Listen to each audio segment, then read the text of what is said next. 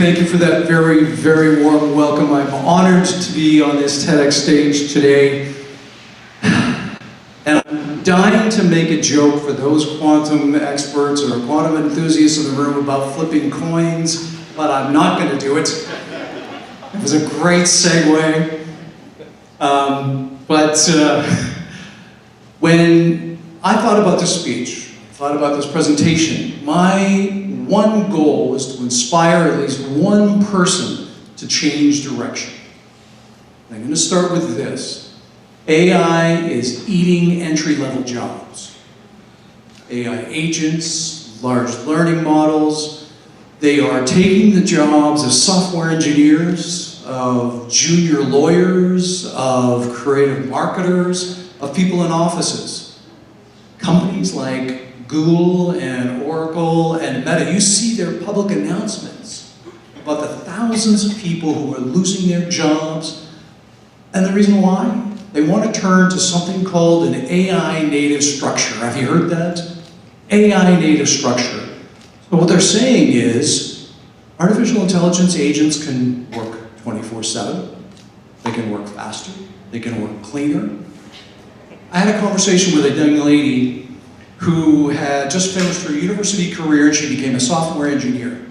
She got a job as a software engineer. Within months, she found out that AI could do her job faster and cleaner. So what's happening? We're seeing AI agents, and if anybody's ever used an AI agent, James explained it earlier how it works, it's very powerful. It's a goal-directed system that perceives and decides, and in many cases acts autonomously, by itself, quite often without human supervision. It's augmented by these large language models. So all it is a massive neural network that's trained on enormous text to predict and generate human-like language. Anybody who's used a GPT, a generative process transformer, to do anything? Yeah, we got lots of people in the audience who are nodding and saying, yeah, I've used it. Maybe it's to write a resume. Maybe it's to send an email. Maybe it's used for scheduling. Or maybe it's something to even more complex. So maybe you've used Claude, Anthropic, or you've used Google's Gemini, or maybe ChatGPT, or Grok's, or X's Grok. They all exist today, and they're very, very powerful. But one of the things that we heard from the World Economic Forum last year was that 85 million jobs would be displaced because of AI. You take a look at the right-hand side, that door. For the last 10 years, that door was wide open for people who were taking courses to become computer programmers, computer scientists. That door was wide open so that they can actually think, I can have a job, and a long-term job, in this field. Just a couple of months ago, a new technology came out called Mythos. And Mythos can allow you to identify vulnerabilities in any system. It's AI generated. That door is firmly shut for a lot of people. Their heart starts to race. You start to think, what am I going to do next? Well, when one door closes, another one opens. Quantum technologies. What are they? I'm not going into a great, long, deep discussion about what quantum technologies are. But I will tell you, it's these three pillars. Anybody who's had an MRI or heard about an MRI, they've already been involved with the first pillar, quantum sensing. If you've been on a plane, and that plane is flying through an area of the world that is open to GPS jamming, a very dangerous situation, then you've probably been on the same plane that has a quantum sensor that's way more capable than GPS. And it cannot be hacked. So pilots feel much more comfortable that they've got that capability on board. So do they, and unknowingly, so do the passengers. In places like China and London and Chicago, there are already quantum communication networks in place. So what does that mean? Well, what it means is their communications between points A and B are protected over hundreds and now thousands of kilometers. So very important going forward. The last one is probably the least mature. Think about quantum computing. So what does that mean? Well, if I'm running an organization, and these are the kind of people that I talk to all the time, if I'm running an organization and I say, have you thought about quantum computing? Their first question is, why? Why should I even be interested? Right? Well, are there problems that would take you 10,000 years in a classical computer to solve? You know, things that just are impossible to solve in today's systems. And I'll go through some use cases a little bit later. But are those problems? And if they nod, yes, sure, there are problems. Can't even be solved with a supercomputer. That's the nature of the benefit of using a quantum computer. We'll talk a little bit more about why. So this is quantum tech. What's the difference? So this is where the coin comes in. You chose heads or tails. In a classical system, it's going to be only one of those two choices, a 0 or a 1. So when you think about your own laptop, your personal computer, do you really care about what's going on in the integrated chips of those computers? You probably don't. Right? And that's the conversation I quite often have with CEOs. You know, do you really care about what's really underneath a quantum computer? Because it's a very deep discussion if you want to. But zeros and ones are what drive on and off for today's computers. But a quantum computer doesn't operate that way at all. That coin stays in the air, and it's both a 0 and a 1 the whole time it's in the air until you stop it and measure it. That's the basic premise of a quantum computer. And what does that mean? So what's the difference if you have those two different types of computers? One of the biggest changes, when I talk to some of those software engineers, and I've even had a chance to talk to some people here, where we said, you've just completed a Master's of Science in Computer Science, and you're looking at the future, and you're hearing about what's happening with AI. This is the future of quantum. Today, there's only about 15,000 people directly involved in this space, and there's a huge shortage. Billions of dollars are going into this space, whether it's the United States or China or Europe or even Canada. We're spending hundreds of millions of dollars on national quantum programs. Did you know that last April 2026, the Canadian government said to each one of its departments, you must have a roadmap in place by April 2026 to know that you've got all of your data protected from a quantum computer that doesn't even exist yet. So there's a real push. And this time, the push is predominantly from governments, who are traditionally lower or slower to attract technology. So if today in 2026 there's only 15 to 20,000 employees, the Quantum Insider, which is the dominant newsletter, blog, information source for the quantum industry, says that by 2030, 230,000 employees will be needed. 5 years later, 840,000. Now you might be saying to yourself, well, won't AI do those jobs as well? These are hardware environments. These are quantum algorithms that operate very differently from today's classical systems. These are broad industry jobs, whether you're a marketer. I talked to somebody here yesterday who's involved in marketing. And do you know there's only one quantum PR company in the world? Just one. And if billions of dollars are going into it, lots of people are going to need this. Why isn't there more focus on marketing? So lots of places to go.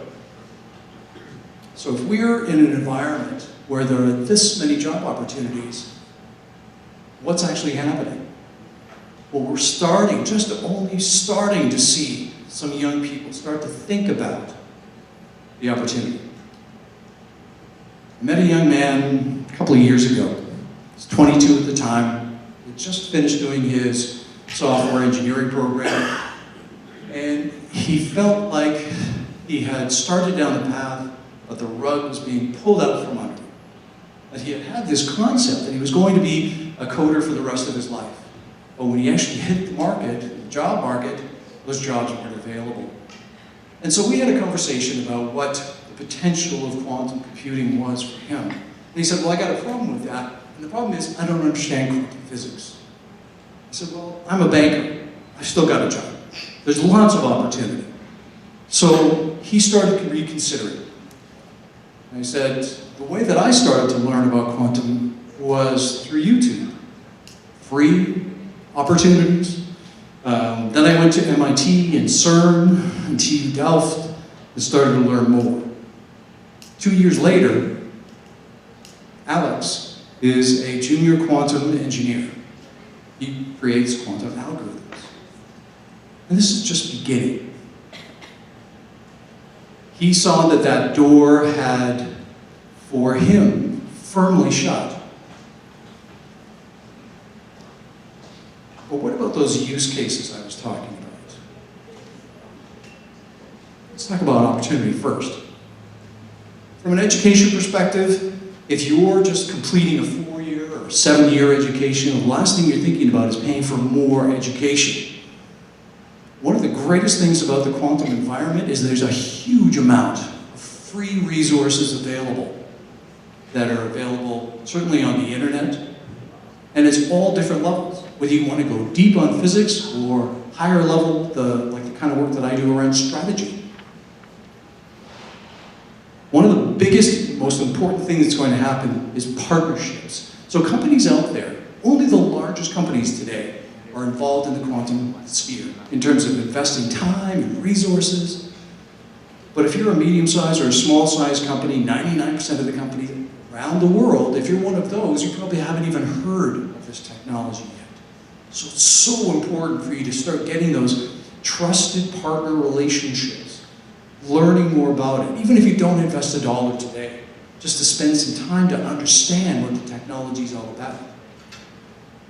And then from an entry-level perspective, if universities aren't starting to talk about this technology, and by the way, I've been here at Lakehead for 3 days. I've had so many conversations about quantum, and I'm so looking forward to more of them. People who are exiting universities, colleges, are thinking about their very own entry-level opportunities. And they're looking at AI, and everybody does. And they're saying to themselves, the door's closing. So maybe they have a special interest in some subject matter area.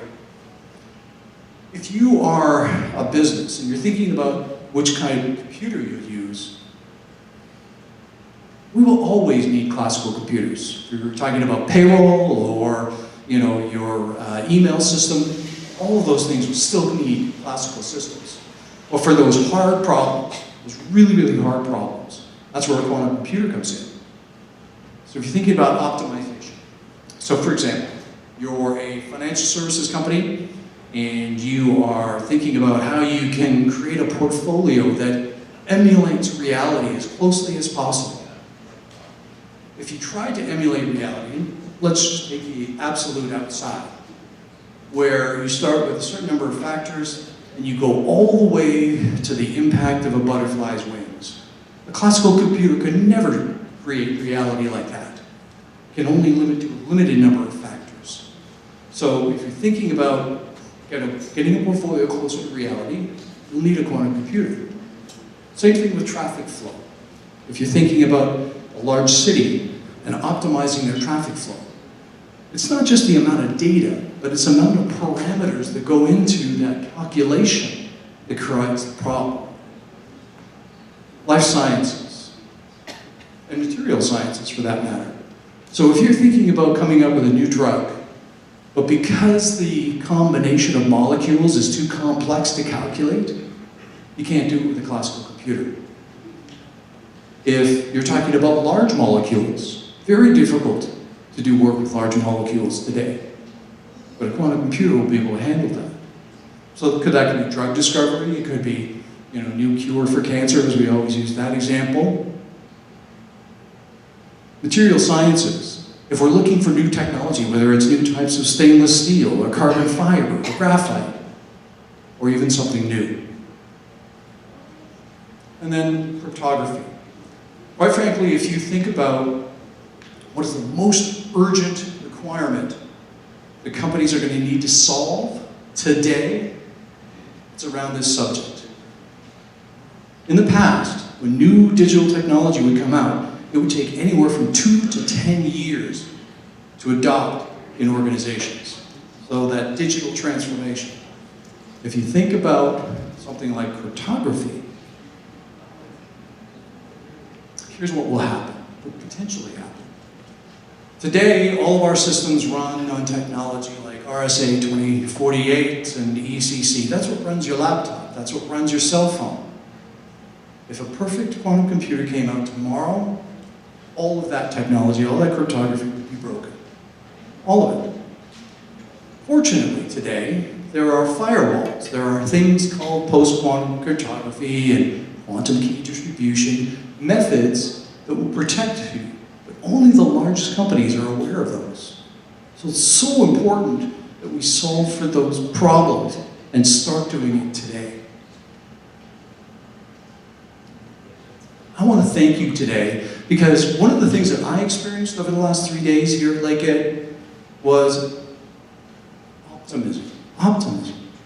Because I talked to so many people who are so interested in this subject and they're willing to put in the time and the effort.